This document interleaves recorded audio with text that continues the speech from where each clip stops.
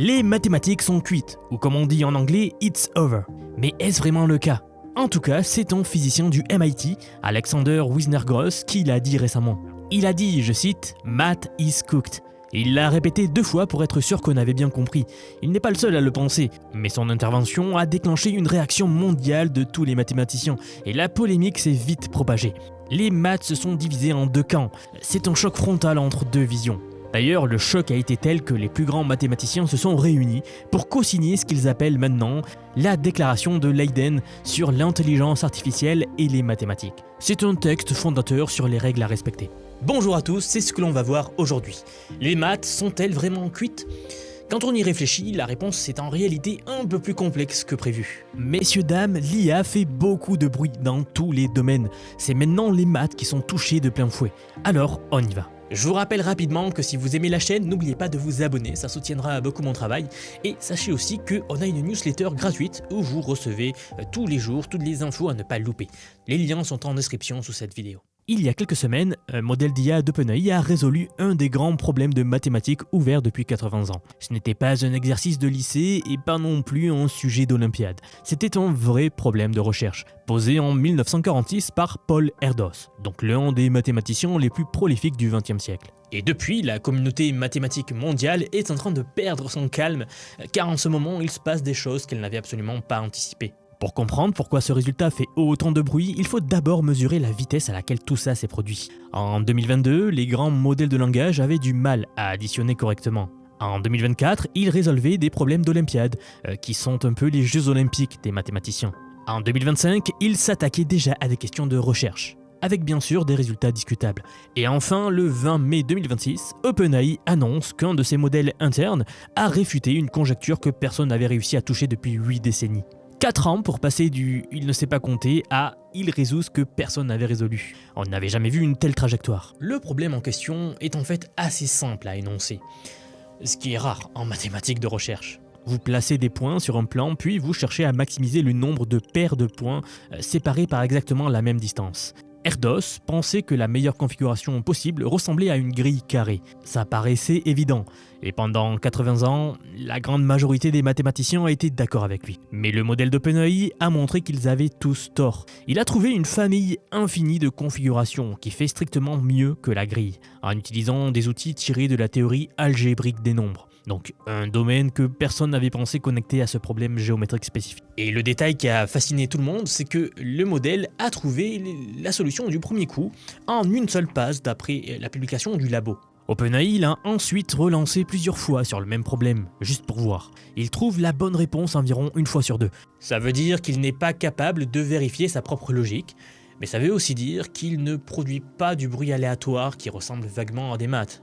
C'est quelque part entre les deux, dans un territoire qu'on ne sait pas encore bien nommer. Ce qui est remarquable aussi dans ce contre-exemple trouvé par l'IA, c'est qu'il est, pour le dire poliment, assez moche. Une construction tirée d'un champ des maths très éloigné du problème original, et pour être honnête avec vous, assez abstrait. Bon, oui, je dois vous avouer que la théorie de l'algèbre avancée, c'est pas le domaine des maths que j'aime le plus. Il m'a causé bien des maux de tête. Mais bref, en tout cas ici le sujet c'est que un mathématicien humain n'aurait probablement jamais emprunté ce chemin. Non pas parce qu'il n'en avait pas les capacités, mais parce qu'il n'avait pas de goût. Vous savez, souvent les chercheurs humains cherchent ce qu'on appelle de l'élégance. C'est pas une blague. Oui, vraiment, si vous ne le saviez pas, ce terme-là est très utilisé dans la recherche. Il faut des solutions élégantes. Sauf que l'IA, elle cherche ce qui marche. Et parfois, ce qui marche est assez laid. C'est un vrai sujet de friction pour les chercheurs. Ce mot « élégance », il faut bien comprendre que ce n'est pas totalement un caprice esthétique des chercheurs. En 1940, le mathématicien britannique Hardy a écrit un petit livre devenu culte qui s'appelle « A Mathematician's Apology », donc traduit par quelque chose comme le mea culpa d'un mathématicien, dans lequel il dit que la beauté est un critère de vérité, au même titre que la rigueur de logique. Pour Hardy, une preuve laide, même si elle est correcte, passe à côté de l'essentiel. Parce que une preuve élégante ne fait pas que démontrer un résultat, il révèle pourquoi ce résultat est vrai. Les plus grands mathématiciens qui ont suivi ont tous travaillé avec cette boussole-là. L'IA, elle n'a aucune notion de beauté. Elle ne cherche pas à comprendre pourquoi, elle cherche à montrer que. C'est précisément ce qui la rend redoutable, vous savez, parce que elle exploite tout simplement, elle explore des chemins que personne n'ose emprunter par bon goût. Alors bon, vous savez, quand la nouvelle de cette percée faite par une IA d'OpenAI est tombée, les réactions dans le monde académique a été à la hauteur du choc. Un mathématicien a même publiquement déclaré, je cite, « Je me vois réduire à néant ». Un autre nous dit « On est foutu, c'est la meilleure preuve de l'année et elle vient d'une machine ». Scott Aronson, informaticien à l'université du Texas, raconte que des doctorants sont venus à son bureau ce jour-là. Ils étaient abattus. Et pour lui dire justement que tout était peut-être fini pour les jeunes scientifiques comme eux. Le monde académique est un endroit à part d'ailleurs. Et dans l'industrie, les gens ont clairement peur que l'IA prenne leur emploi. À l'université, ils ont peur qu'elle le prenne avant même qu'ils en décrochent un. Sauf que l'enterrement était un peu prématuré. Quelques heures après la publication d'OpenAI, pas quelques jours mais quelques heures, un mathématicien de Princeton, Will Sawin, a réussi à améliorer le résultat de l'IA à la main. L'IA avait donc prouvé que sa méthode marchait, mais sans dire à quel point elle marchait mieux que l'ancienne. C'est un peu comme si elle avait trouvé un raccourci sans mesurer combien de temps il faisait gagner en réalité. Sawin, le mathématicien, lui, il a repris les mêmes idées trouvées par l'IA et il a simplifié les calculs. Il a nettoyé la méthode pour arriver à un résultat des milliards de fois meilleur, en un seul week-end. C'est un exemple vraiment poétique et pour le coup qu'on peut vraiment qualifier d'élégant, n'est-ce pas? Bref. L'IA a ouvert la porte. L'humain l'a franchi en courant. Ça, c'est la première fissure que je voulais vous pointer dans le récit des maths sont cuites ou math is cooked. La deuxième est venue de la communauté elle-même, beaucoup plus massive. Il y a peu, le 2 juin 2026, 16 mathématiciens de 15 universités différentes, dont Oxford, Cambridge, Columbia ou même encore l'ETH de Zurich, ont publié ce qu'on appelle désormais la déclaration de Leiden sur l'intelligence artificielle et les mathématiques. Un texte fondateur de 11 pages, endorsé par l'Union mathématique internationale, qui pose les choses très clairement. Elle dit « L'IA menace l'intégrité de la preuve, le système d'attribution des résultats et l'autonomie de la recherche mathématique. » Avec surtout cette phrase que vous allez entendre de plus en plus, qui dit que l'industrie technologique a un puissant intérêt commercial à surestimer les capacités de ses produits. Ce qui, accessoirement, explique bien pourquoi les médias plutôt mainstream se passionnent soudainement pour des problèmes de géométrie combinatoire dont ils n'avaient jamais entendu parler. Quand la déclaration a été mise en ligne, elle avait 37 signataires. Le 5 juin, quelques jours après donc, elle en a plus de 1590. Aujourd'hui, le compteur approche de 2000. Parmi eux, Peter Scholz, donc médaillé Fields, ou même Terence Tao, probablement le mathématicien vivant le plus respecté au monde. Ce n'est pas une pétition, c'est un mouvement disciplinaire structuré qui sera présenté formellement fin juillet au Congrès international des mathématiciens à Philadelphie. Ce congrès n'a lieu que tous les 4 ans. C'est justement là qu'on décerne les médailles Fields, en quelque sorte le prix Nobel mais pour les mathématiques. Le prochain acte de ce débat va se jouer devant toute la discipline réunie donc. Et pendant que les mathématiciens s'organisent, les données brutes continuent d'arriver. Le 10 juin, le projet First Proof a publié ses premiers résultats officiels. Ce projet, c'est l'anti-benchmark d'entreprise, en quelque sorte. Ce ne sont pas des labos d'IA qui ont choisi les problèmes, ce sont des mathématiciens de recherche, donc Harvard, Princeton, Columbia, plein de mathématiciens qui ont conçu les épreuves pour tester ce que l'IA sait vraiment faire face à de vrais problèmes de leur métier. Ce ne sont plus les entreprises qui font des IA, qui créent les benchmarks, ce sont les vrais chercheurs cette fois. Le meilleur modèle IA obtient l'équivalent d'un C-, soit 6 à 7 réponses sur 10 essentiellement correctes. C'est impressionnant, oui. Mais les correcteurs qui ont passé 2 jours entiers enfermés à Harvard à évaluer les copies soulignent un point crucial. Ils nous disent que les modèles produisent aussi des quantités massives de résultats inutilisables. Du brillant noyé dans du bruit. Trier le signal du bruit, ça reste un travail humain à ce jour. Et cette question du tri, elle touche aussi quelque chose de beaucoup plus fondamental. J'aimerais vous poser une question. Réfléchissez à la chose suivante. Si une machine produit une preuve que personne ne comprend vraiment, est-ce que c'est encore une preuve ? En 1976, il y avait un théorème, donc qu'on appelle le théorème des 4 couleurs, qui a été le premier résultat majeur prouvé par un ordinateur. À l'époque, une grande partie de la communauté mathématique avait refusé tout simplement de reconnaître ça comme une vraie preuve, car ils ne comprenaient pas. 50 ans plus tard, le même débat revient. Sauf que la preuve d'OpenAI fait 125 pages et traverse des domaines que très peu de spécialistes maîtrisent individuellement. Donc, tout ça dessine un tableau beaucoup plus nuancé que juste les maths sont cuites. C'est d'ailleurs exactement ce qu'un article publié dans Nature le 8 juin a formulé. Un article titré « Comment l'IA remodèle la découverte en mathématiques et en physique ». Ce papier est génial. Il conclut que l'IA ne remplace pas l'intuition humaine dans ces domaines, mais elle reconfigure la manière dont les questions sont posées, explorées et même comprises. Un outil de recherche extraordinairement puissant, et non pas un remplaçant. Ce qui est en train de se produire concrètement, c'est que la littérature mathématique existante contient suffisamment d'informations pour un grand nombre de conclusions, de preuves même, qui sont à portée de main pour quelque chose capable de digérer des volumes massifs de données, puis de tester des milliers de pistes rapidement. Il y a énormément de fruits mûrs à cueillir, et c'est pareil dans le domaine de la physique, de la chimie, etc. Il y a plein de découvertes à faire sur la littérature déjà publiée. Le contre-exemple d'Erdos en est clairement un. Le modèle a relié deux branches des mathématiques que personne n'avait rapprochées. Ce n'est pas de la créativité au sens profond du terme. C'est du combinatoire, à grande échelle. Il y en aura d'autres, beaucoup d'autres. Mais la vraie question, celle que personne n'a encore tranchée, c'est de savoir si l'IA peut aller au-delà de ça ou pas.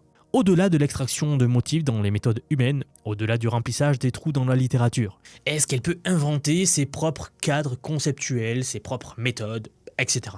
Là, on est dans l'incertitude. Pas totale, mais suffisamment épaisse pour que aucun expert sérieux dans le domaine ne tranche avec certitude. Les grands modèles de langage, tels qu'ils fonctionnent aujourd'hui, ne semblent pas conçus pour ça. Et le monde, lui, commence à prendre ce sujet très au sérieux. La dernière publication sérieuse à ce sujet date du 15 juin, donc il y a 6 jours. Nature a publié un éditorial qui dit en substance la chose suivante, c'est que les mathématiciens ont raison de poser ces garde-fous. Les autres disciplines devraient faire pareil dès maintenant. L'éditorial va même jusqu'à comparer la déclaration de Leiden à la déclaration de San Francisco sur l'évolution de la recherche. C'est un texte qui a changé les pratiques scientifiques mondiales que l'on applique depuis. Alors oui, quand Nature fait ce parallèle-là, ce n'est pas vraiment anodin. Les mathématiques ne sont pas cuites. L'IA va transformer la pratique mathématique, ça c'est certain. Comme la calculatrice a transformé l'arithmétique, comme l'ordinateur a transformé la modélisation. D'ailleurs, la calculatrice, parlons-en, car dans les années 70-80, quand elle est arrivée dans les salles de classe, c'était exactement le même débat, mot pour mot. Si vous ressortez de vieux journaux, vous verrez ça. Vous verrez des titres comme « Les élèves ne seront plus comptés » ou « On va former une génération d'assistés ». Il y a eu des pétitions, des tribunes dans les journaux. Résultat, 40 ans plus tard, on a effectivement arrêté d'enseigner le calcul mental comme une fin en soi. Certains profs y accordent encore beaucoup d'importance, mais il faut voir la réalité en face. La réalité, c'est qu'on a commencé à enseigner la résolution de problèmes, la modélisation, le raisonnement. Le niveau n'a pas baissé, ce sont les compétences qui se sont déplacées. La question n'a jamais été « est-ce que la calculatrice va tout remplacer ?» C'était plutôt « qu'est-ce qu'elle déplace et est-ce que je me déplace avec ?» Ça, beaucoup de monde à l'époque ne l'avait pas compris. Il y avait eu une levée de bouclier, mais sur les mauvaises questions. Les gens qui comprennent ces outils, qui savent quelles questions poser, qui savent évaluer ce que la machine produit pour séparer donc le signal du bruit, ces gens-là ne vont pas perdre de la valeur, au contraire. Ils vont la décupler. Ça ne concerne d'ailleurs pas que les mathématiciens, je vous l'ai déjà dit un petit peu tout à l'heure. Ça concerne tout ce qui travaille avec de l'information, de l'analyse, de la réflexion structurée. Parce que ce qui se joue en ce moment dans les mathématiques se joue aussi dans votre domaine, quel qu'il soit.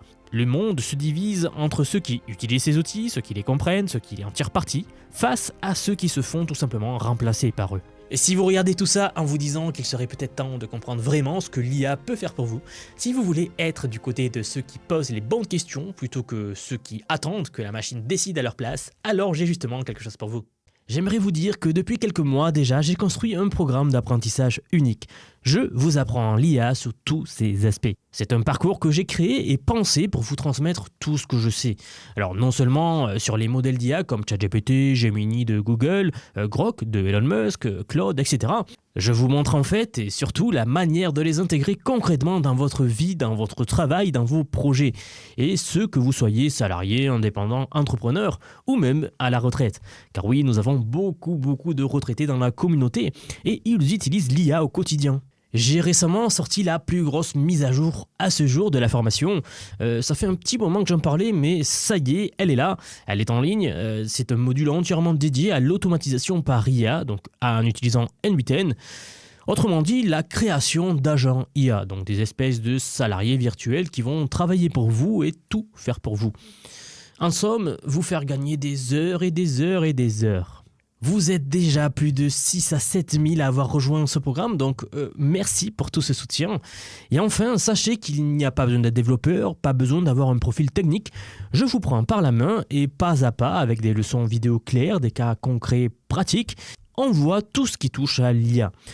Dernier point, mais pas des moindres bien sûr, si vous nous rejoignez aujourd'hui, vous aurez accès à toutes les évolutions du futur.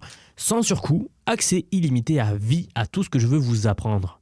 Donc aujourd'hui, c'est un paiement unique, ce n'est pas un paiement mensuel, c'est juste un paiement unique et vous aurez accès à vie à toutes les mises à jour que je vais faire en permanence et que je fais en ce moment même d'ailleurs. Donc si cela vous intéresse, vous avez les liens en dessous de la vidéo, donc soit en description, soit en commentaire épinglé pour nous rejoindre. Dans tous les cas, moi, je serai très heureux de vous accueillir dans le programme Vision IA. Si vous êtes encore là, merci d'avoir regardé cette vidéo jusqu'au bout et je vous dis à très vite pour la prochaine vidéo. À bientôt.